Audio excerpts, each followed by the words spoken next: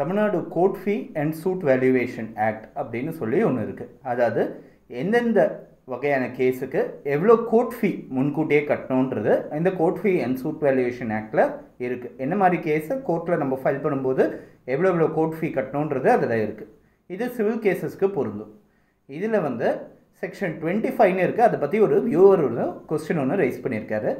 Declaration சூட்டுக்கு எவ்வளோ court ஃபீ பே பண்ணணும்னு இதை பற்றி ப்ரீஃபாக நான் போன வீடியோவில் சொன்னிருந்தாலும் இதில் தெரிஞ்சிக்க வேண்டிய இன்னொரு சில விஷயங்கள் இருக்குது. அதனால் செக்ஷன் 25, செக்ஷன் 27 அதாவது இன்ஜங்ஷன் சூட் அதுக்கு எவ்வளோ கோர்ட் ஃபீ பே பண்ணுன்றதையும், செக்ஷன் 25ல் டிக்ளரேஷன் சூட்டுக்கு எவ்வளோ கோர்ட் ஃபீ பே பண்ணுறதுன்றதையும் இந்த வீடியோவில் நம்ம பார்க்க போகிறோம்.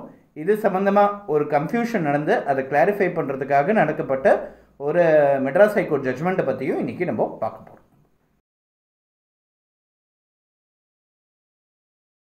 ப்ராப்பர்ட்டி சம்மந்தப்பட்ட கேசஸில் ரொம்ப முக்கியமான டைப்ஸ் அப்படின்னு பார்த்தோன்னா டிக்ளரேஷன் சூட். இந்த ப்ராப்பர்ட்டி எனக்கு தான் சொந்தம்னு கேட்கக்கூடியது. அதே டிக்ளரேஷன் சூட்டில் இந்த சேல் டீட் இல்லை இந்த கிரைய பத்திரம் இல்லை இந்த டாக்குமெண்ட் ஆவணம் வந்து செல்லாது, சட்ட ரீதியாக செல்லத்தக்கது அல்ல அப்படின்னு கேஸ் ஃபைல் பண்ணுற declaration that document is null and void, sale deed is null and வாய்டுன்னு ஃபைல் பண்ணக்கூடிய டிக்ளரேஷன் சூட்ஸ்.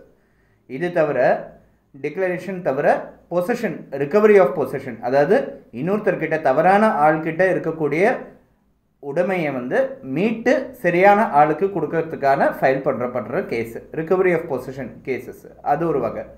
இது தவிர இன்ஜங்ஷன் அப்படின்னு சொல்லி ஒன்று இருக்குது. அதாவது தடை கேட்கிட்டு ஒரு கேஸு, தடையாக இருக்கலாம். ப்ரோஹிபிட்டரி இன்ஜங்ஷன்னா தடை, மேண்டட்டரி இன்ஜங்ஷனாக செய்யக்கூறி ஒரு ஆணை, அது ரெண்டுத்தில் ஏதாவது ஒன்றா இருக்கலாம். ஸோ இன்ஜங்ஷன் கேட்டு ஒரு சூட். ஸோ இதெல்லாம் டைப்ஸ் ப்ராப்பர்ட்டி சம்மந்தப்பட்ட கேசஸில். ரொம்ப முக்கியமாக பார்க்க போகிறது declaration, injunction, recovery of possession. இது 3 டைப் ஆஃப் கேசஸ் இருக்குது இதில் பார்த்தோம்னா. இதில் முக்கியமாக டிக்ளரேஷன் சூட்ஸ் வந்து செக்ஷன் 25ல் கொடுக்கப்பட்டிருக்கு. எவ்வளோ கோர்ட் ஃபீ இருக்குது அப்படின்னு சொல்லி அதில் செக்ஷன் 25ல் கொடுத்துருக்கு. இல்லை செக்ஷன் 25A அப்படின்னு சொல்லி ஒரு சப்ரொவிஷன் இருக்குது. அதில் சொல்லியிருக்காங்க டிக்ளரேஷன் கூட ரிகவரி ஆஃப் பொசஷனையும் சேர்த்து கேட்கும்படி இருந்ததுன்னா அந்த கேஸில் ஒரு ப்ராப்பர்ட்டி சம்மந்தப்பட்ட டிக்ளரேஷன் சேர்ந்து ரிகவரி ஆஃப் பொசஷன் அதாவது உடைமையை மீட்டு கொடுக்க சொல்லி கேட்ட கேஸும் சேர்ந்து இருந்ததுன்னா அந்த கேஸுக்கு court fee 3% of the market value of the property. அந்த ப்ராப்பர்ட்டி மதிப்பு சந்தை மதிப்போட 3%. இந்த சந்தை மதிப்புன்றதை எங்கே எப்படி ப்ரூவ் பண்ணுவோம் அப்படின்னு பார்த்தோன்னா கைட்லைன் வேல்யூவை பேஸ் பண்ணி ரெஜிஸ்ட்ரார் ஆஃபீஸ் ரெஜினெட்னு அந்த வெப்சைட்லேருந்து கைட்லைன் வேல்யூ எவ்வளோ இருக்குன்றதை எடுத்து அதை பேஸ் பண்ணி ஒரு அஃபிடவிட்டோ இல்லை ஒரு மெமோவோ கொடுத்து மெமோ வேல்யூவேஷன் கொடுத்து அட்டாச் பண்ணி கோர்ட்டில் சப்மிட் பண்ணுவோம். கேஸ் ஃபைல் பண்ணும்போது இந்த ப்ராப்பர்ட்டியோட வேல்யூ இவ்வளோ ரூபா அப்படின்னு சொல்லி அதை பேஸ் பண்ணி ஃபைல் பண்ணுவோம். ஸோ இந்த ப்ராப்பர்ட்டி யாருக்கு சொந்தன்றதை சேர்த்து ரிகவரி ஆஃப் பொசஷனும் சேர்ந்து இருந்ததுன்னா அதில் கைட்லைன் வேல்யூவில் 3%, அதாவது மார்க்கெட் வேல்யூவில் 3%, அது ஒரு பக்கம். இன்ஜங்ஷன், டிக்ளரேஷன் வித் இன்ஜங்ஷன் அப்படின்னு இருந்ததுன்னா அதாவது ப்ராப்பர்ட்டி யாருக்கு சொந்தன்றத கேஸு அதோடு சேர்ந்து இன்னொருத்தர் உள்ள அவரோட ரைட்ஸில் வந்து தலையிடக்கூடாதுன்னு ஒரு ஆர்டர் கேட்டிருக்கோம் அப்படின்னா, இன்ஜெக்ஷனும் சேர்த்து கேட்டிருக்கோம் அப்படின்னா அதில் பாதி மார்க்கெட் வேல்யூவில் பாதியில் 3%. அதாவது மார்க்கெட் வேல்யூ 1 லட்ச ரூபாய் இருந்ததுன்னா அதில் பாதி 50,000 ரூபாயில் 3%. அதாவது எஃபெக்டிவாக பார்த்தோன்னா மார்க்கெட் வேல்யூவில் 1.5% கோர்ட் ஃபீயாக பே பண்ணணும் கேஸ் ஃபைல் பண்ணுறதுக்கு முன்னாடி. So declaration with possession, recovery of பொசிஷனோடு சேர்ந்து அந்த ப்ரேயர் கேட்டிருந்தோன்னா அது வந்து கைட்லைன் வேல்யூவில் 3%, மார்க்கெட் வேல்யூவில் 3%. அதே மாதிரி டிக்ளரேஷன் வித் இன்ஜங்ஷன் கேட்டிருந்தோன்னா, ஏன்னா பொசிஷன் ஏற்கனவே ஒருத்தர்கிட்ட இருந்தால் தான் இன்ஜங்ஷன் கேட்க முடியும். என்கிட்டயே உடைமை இருந்ததுன்னா தான் இன்னொருத்தர் வந்து தலையிடக்கூடாதுன்னு நான் கேட்க முடியும். அப்போ வந்து பாதி ப்ராப்பர்ட்டி வேல்யூவில் 3% கட்ட வேண்டியதாக இருக்கும். சரி, இன்ஜங்ஷன் அதுக்கு மட்டும் தனிப்பட்ட முறையில் இன்ஜங்ஷன் சூட்டை ஃபைல் பண்ணால் அதுக்கு எவ்வளோ கோர்ட் ஃபீ பே பண்ணணும் அப்படின்னு பார்த்தோன்னா அது செக்ஷன் 27ல் கொடுக்கப்பட்டிருக்கு. செக்ஷன் 27 வந்து இன்ஜங்ஷனுக்கு எவ்வளோ கோர்ட் ஃபீ பே பண்ணணுன்றது கொடுத்துருக்கு. இதில் எதிராளி இவரோட டைட்டிலை டினை பண்ணியிருந்தாருங்கன்னா அதில் வந்து அப்படி இன்ஜங்ஷன் கேட்குறாங்கன்னா அந்த டைட்டில் தான் டிஸ்பியூட்லேயே இருக்குது, யாருக்கு சொந்தன்றதையும் சேர்ந்து டிஸ்பியூட்டில் இருக்குது, இன்ஜங்ஷனும் சேர்ந்து கேட்குறாங்க அப்படின்னா பாதி வேல்யூவில் 3%, அது வந்து இன்ஜங்ஷன் 27A இருக்குது. டைட்டில் டிஸ்பியூட் பண்ணல, ஆனால் அந்த ப்ராப்பர்ட்டிக்கு அன்னெசரியாக வந்து தொந்தரவு பண்ணக்கூடாதுன்னு ஒரு இன்ஜெக்ஷன் கேட்குறதா பேர் இன்ஜெக்ஷன் சூட் அப்படின்னு ஃபைல் பண்ணுறது உண்டு. அதே மாதிரி இன்னொருத்தர் வந்து அனாவசியமாக டிஸ்டர்ப் பண்ணிட்டு இருக்காரு, இல்லைனாக்கா பக்கத்து வீட்டுக்காரங்க கட்டடம் கட்டுறாங்க, அது என்க்ரோச்மெண்ட் இருக்குது, இல்லை ஈஸ்மெண்ட்ரி ரைட்டை வயலேட் பண்ணுறாங்க, அந்த மாதிரி ஒரு இன்ஜெக்ஷன் சூட் எதனா ஃபைல். இப்போ டைட்டில் டிஸ்பியூட் அதில் வரல, ஜஸ்ட் இன்ஜெக்ஷன் மட்டும் கேட்குறோம் அப்படின்னு இருந்ததுன்னா நோஷனல் வேல்யூ போட்டு அந்த நோஷனல் வேல்யூவில் 3%. நோஷனல் வேல்யூன்றது யூஸ்வலாக இந்த மாதிரி இன்ஜெக்ஷன் கேசஸில் 1000 rupees போடுவாங்க, இல்லை 500 to 1000 rupees போடுவாங்க. ஹையர் வேல்யூ வந்து 1000 rupees போட்டு அதில் 3%, அதாவது 30 ரூபாய் மட்டும்தான் ஸ்டாம்ப். ஸோ டிக்ளரேஷன் சூட்டோட டிக்ளரேட்டரி ரிலீஃபோட சேர்த்து கேட்டோன்னா மார்க்கெட் வேல்யூ நடுவில் வரும். இல்லை டிக்ளரேட்டரி ரிலீஃப் இல்லை, ஜஸ்ட்டு இன்னொருத்தர் வந்து தடை மட்டுமே கேட்டு ஒரு சிவில் சூட் ஃபைல் பண்ணுறோன்னா நோஷனல் வேல்யூவில் 3%. ஸோ இந்த கேஸோட வேல்யூ வந்து எது மேலே அந்த 3% ஸ்டாம்ப் டியூட்டி கட்டுறோமோ அதுதான் அந்த கேஸோட வேல்யூன்னு நம்ம கன்சிடர் பண்ணணும். ஸோ கேஸோட வேல்யூ வந்து இன்ஜெக்ஷன் சூட்டில் பார்த்தோன்னா 1000 rupees தான். இது எல்லாத்துக்கும் இந்த 2 கேட்டகரி தவிர ஒரு டாக்குமெண்ட்டை நல் அண்ட் வாய்டுன்னு டிக்ளேர் பண்ணுறதுக்கான ஒரு டிக்ளரேஷன் சூட் ஃபைல் பண்ணுறோன்னே வச்சுக்கோங்க. ஒரு டாக்குமெண்ட்டை நல் அண்ட் வாய்டுன்னு கேன்சல் பண்ணுறதுன்றதுக்கு ஒரு ப்ரொவிஷன் இருக்குது, நல் அண்ட் வாய்டுன்னு டிக்ளேர் பண்ணி ஒரு டிக்ளரேஷன் சூட் ஃபைல் பண்ணுறதுன்றது ஒரு ப்ரொவிஷன் இருக்குது. டிக்ளரேஷன் சூட்டில் ஒரு டாக்குமெண்ட் செல்லாதுன்னு சொல்லி கேஸில் ஃபைல் பண்ணுறோமேனா ஏற்கனவே இருக்கிற ரைட்ஸ் தான் வந்து உறுதிப்படுத்துறதே தவிர்த்து புதுசாக எந்த விதமான ரைட்டையும் க்ரியேட் பண்ணலன்றதுனால செக்ஷன் 25Dயில் அதை பற்றி போட்டிருக்கு. அப்போது வந்து ஒரு நோஷனல் வேல்யூ யூஸ்வலாக 5000 rupees போடுவாங்க, இல்லை 10,000 rupees போடுவாங்க. அந்த டாக்குமெண்ட்டோட வேல்யூவில் ஒரு நோஷனல் வேல்யூ போட்டு அதில் 3%, அதாவது 5000 rupeesல 3% வந்து 150. வேல்யூ ஆஃப் த கேஸ் வந்து 5000 rupees அப்படி. ஆனால் ஒரு டாக்குமெண்ட்டை செட்டிசைட் பண்ணி கேன்சல் பண்ணக்கூடியது, ஆனால் அந்த டாக்குமெண்ட்டோட ரைட்ஸு வந்து பாதகம் இருந்து புதுசாக ஒரு ரைட் இந்த ஜட்ஜ்மெண்ட்னால உருவாகக்கூடிய ஒரு புதுசாக ஒரு உரிமையை ஒன்று க்ரியேட் பண்ணுற மாதிரி ஒரு கேன்சலேஷன் பத்திரமாக கேட்டு கேன்சலேஷன் டிகிரி கேட்டு ஒரு கேஸ் ஃபைல் பண்ணுறோமே. ஆனால் அந்த மாதிரி ஒரு கேஸஸ்க்கு செக்ஷன் 40ன்னு இருக்குது. அந்த செக்ஷன் 40 கீழே அந்த டாக்குமெண்ட்டோட வேல்யூவில் நம்ம வந்து அதை பேஸ் பண்ணி நம்ம கோர்ட் ஃபீ பே பண்ணணும், 3% பே பண்ணணும். அந்த டாக்குமெண்ட் மூலமாக டிரான்ஸ்ஃபர் ஆனப்பட்ட மதிப்போட 3% நம்ம பே பண்ண வேண்டியதாக இருக்கும். ஸோ இதுதான் கோர்ட் ஃபீக்கான டேபிள், ஒரு கீ மாதிரி. சரி, ஒரு கோர்ட் ஃபீயை சரியாக பே பண்ணல, ஒரு பிளெயின்டிஃப் ஒரு வாதி வந்து கேஸ் ஃபைல் பண்ணும்போது கோர்ட் ஃபீயை டெபிசிட்டாக பே பண்ணிட்டாரு, இல்லை இன்ஜெக்ஷன் மட்டுமே கேட்டார், டிக்ளரேஷனோட சேர்த்து கேட்குற விஷயத்துக்கு இன்ஜெக்ஷன் மட்டும் தான் கோர்ட் ஃபீ பே பண்ணியிருக்காருன்னா ஆரம்பத்திலேயே கோர்ட் வந்து இந்த மாதிரி கேசஸில் அந்த கேஸை வந்து ரிட்டர்ன் பண்ணிவிடுவாங்க, அந்த பிளெயின்ட்டே ரிட்டர்ன் போட்டுருவாங்க, கோர்ட் ஃபீயை கரெக்டாக பே பண்ணி கொடுங்க நம்பர் பண்ணிடுவாங்க. அப்படியே அதையும் மீறி ஒரு சூக்ஷ்மமாக ஒரு சில விஷயங்களை வேறு மாதிரி கலர் பண்ணி கேமஃப்ளேஜ் பண்ணி ஒரு கேஸை வந்து நம்பர் பண்ணி வச்சுட்டாங்கன்னா, நம்பர் பண்ணி அட்மிட் ஆயிடுச்சு அந்த case, court fee deficit court ஃபீயோட இல்லை கம்மியான கோர்ட் ஃபீயோட ஒரு கேஸை வேறு ஒரு ரிலீஃபை கிளைம் பண்ணி வேறு ஒரு ரிலீஃபோட டைட்டிலில் வந்து கொண்டு வந்து அந்த கேஸோட வேல்யூ இல்லை வேல்யூவை வந்து கம்மியாக சொல்லி இல்லை எதனா ஒரு ரீசன் அந்த மாதிரி சொல்லிவிட்டு ஒரு கேஸ் வந்து நம்பர் ஆகிடுச்சுன்னா டிஃபெண்டண்ட்டை முதல் இன்ஸ்டன்ஸ்லேயே ஆரம்பத்திலேயே அந்த பிளெயிண்ட்டை ரிஜெக்ட் பண்ண சொல்லி ஒரு அப்ளிகேஷன் ஃபைல் பண்ண முடியும். இதுக்கு பேர் அப்ளிகேஷன் ஃபார் ரிஜெக்ஷன் ஆஃப் பிளெயிண்ட். இந்த கேஸே வந்து ரிஜெக்ட் பண்ணிவிடுங்க, ஏன்னா மினிமம் கோர்ட் ஃபீ வந்து அவங்க சரியாக பே பண்ணலை, அந்த பிளெயிண்ட்லேயே இருக்குது, கொடுக்க வேண்டிய கோர்ட் ஃபீயை அவர் பே பண்ணல அப்படின்னு சொல்லி ஆரம்பத்திலேயே ஒட்டுமொத்தமாக ரிஜெக்ட் பண்ண முடியும். அந்த ரைட் வந்து அந்த கேஸில் அந்த பிளெயின்டிஃப்க்கு இருக்கிறது.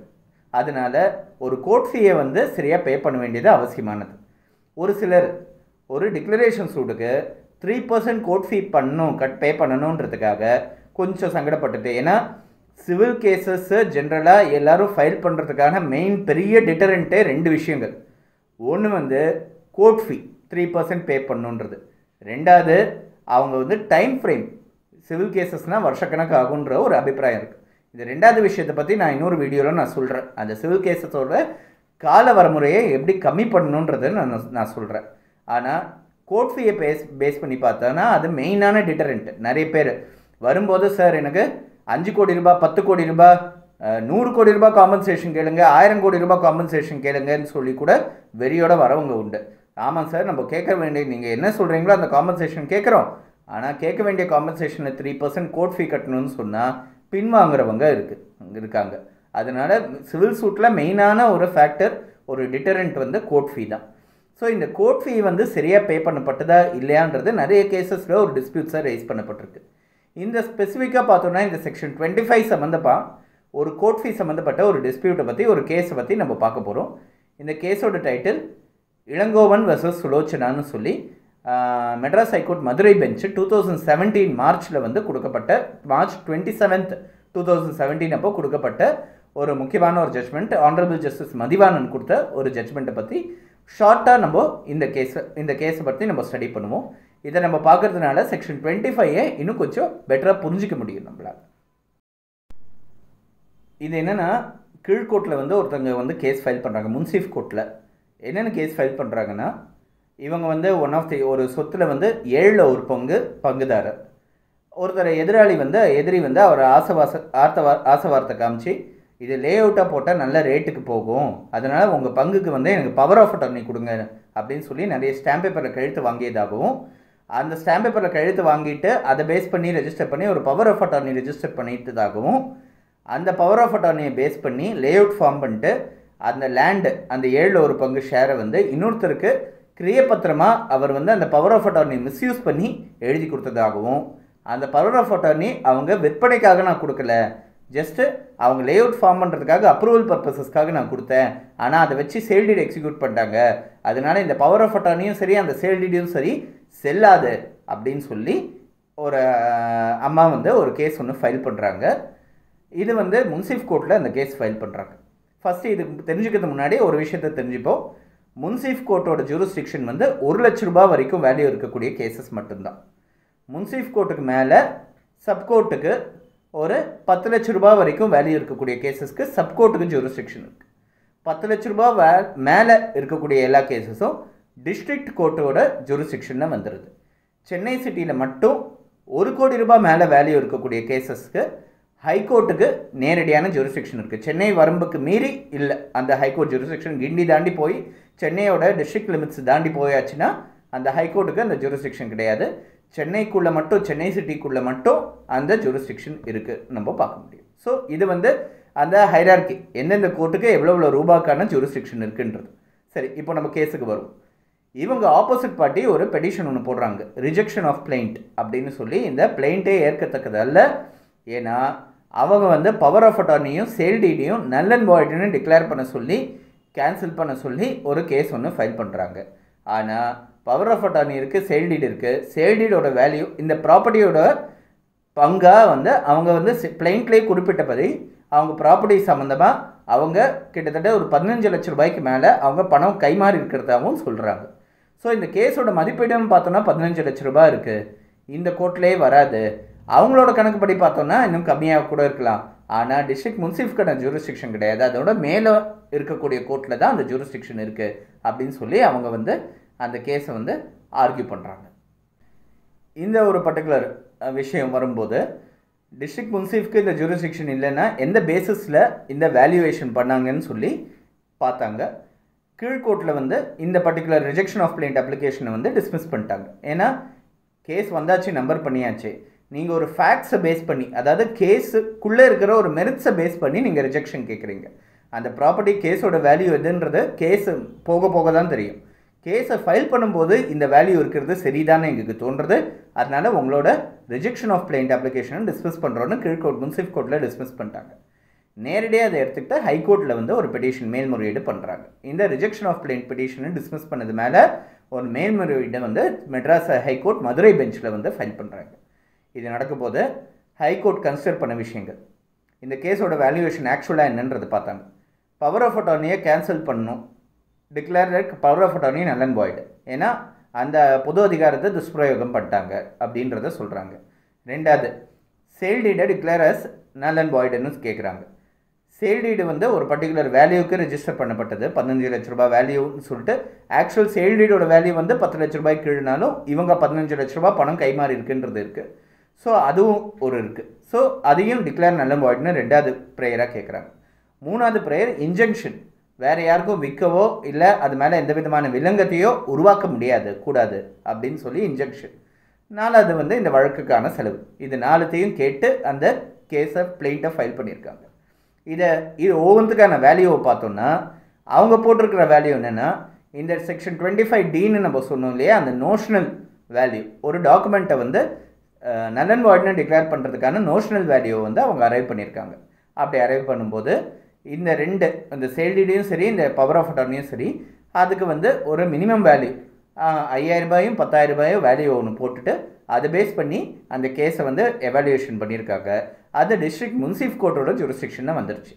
ஆனால் இவங்களோட வாதத்தின்படி இந்த சேல் டீடை மட்டும் நல் அண்ட் வாய்ட்னு டிக்ளேர் பண்ணுறதுனால இவங்களுக்கு புதுசாக ஒரு உரிமை வந்து கைமாறும். ஏன்னா உரிமை வந்து கைமாறி போச்சு. இது செல்லாதுன்னு சொல்லிட்டு நீங்கள் செல்லாதுன்னு சொன்னாலும் ஒன்று தான், கேன்சல் பண்ணணும்னு சொன்னாலும் ஒன்று தான். ஆனால் ஒரு உரிமை வந்து ஒன்று கைமாறுறது. ஸோ அப்படி கைமாறும்போது இதுக்கான அந்த உரிமைக்கான மதிப்பீடை கேஸோட மதிப்பீடில் சேர்த்துருக்கணும் அப்படின்னு சொல்லிட்டு சொல்கிறாங்க. ஸோ அப்படி பார்க்கும்போது இந்த நல் அண்ட் வாய்ட்னு இந்த டாக்குமெண்ட்டை சேல் டீடை டிக்ளேர் பண்ணது கான்சிக்வென்ஷியல் ரிலீஃபாக இல்லை, அது ஒரு மெயின் ரிலீஃபாக இருக்குன்றதுனால இந்த பர்டிகுலர் கேஸில் அந்த டாக்குமெண்ட்டோட வேல்யூ தான் இதில் சேர்க்கணும் அப்படின்னு சொல்லியும், இந்த டாக்குமெண்ட்டோட வேல்யூ சேர்க்கணுன்றதுனால டிஸ்ட்ரிக்ட் முன்சிஃப்க்கு இந்த கோர்ட்டுக்கான இந்த கேஸுக்கான ஜூரிஸ்டிக்ஷன் கிடையாது, சப்கோர்ட்டுக்கு தான் இந்த கேஸுக்கான ஜூரிஸ்டிக்ஷன் இருக்குதுன்னு சொல்லி இந்த கேஸை சப்கோர்ட்டு தான் முடிவு பண்ணணும் இந்த ஒரு விஷயத்தில். இது தவிர இன்னும் 2 விஷயத்தையும் சொல்லியிருக்காங்க. அதை பேஸ் பண்ணி இந்த மொத்த கேஸையும் டிஸ்மிஸ் பண்ணிருச்சு ஹைகோர்ட். பட் இந்த கோர்ட் ஃபீயோட விஷயத்தை மட்டும் கன்சிடர் பண்ணும்போது சப்கோர்ட்டுக்கு தான் ஜூரிஸ்டிக்ஷன் இருக்குது, டிஸ்ட்ரிக்ட் முன்சிஃப்க்கு இந்த வேல்யூவோட கேஸை டிக்ளேர் பண்ணுறதுக்கான ஜூரிஸ்டிக்ஷன் கிடையாது. இது தவறுதலாக டிஸ்ட்ரிக்ட் முன்சிஃப் முன்னாடி ஃபைல் பண்ணப்பட்ட ஒரு கேஸை அண்டர் வேல்யூவேஷன் பண்ணி ஃபைல் பண்ணப்பட்ட ஒரு கேஸ் அப்படின்னு சொல்லி மெட்ராஸ் ஹைகோர்ட் இந்த ஜட்ஜ்மெண்ட்டை கொடுத்து சிஆர்பி அவங்க ஃபைல் பண்ண சிவில் ரிவிஷன் பெட்டிஷனை வந்து செல்லும் அப்படின்னு அலோவ் பண்ணி அந்த கீழ்கோர்ட் கேஸை வந்து டிஸ்மிஸ் பண்ணியிருக்காங்க.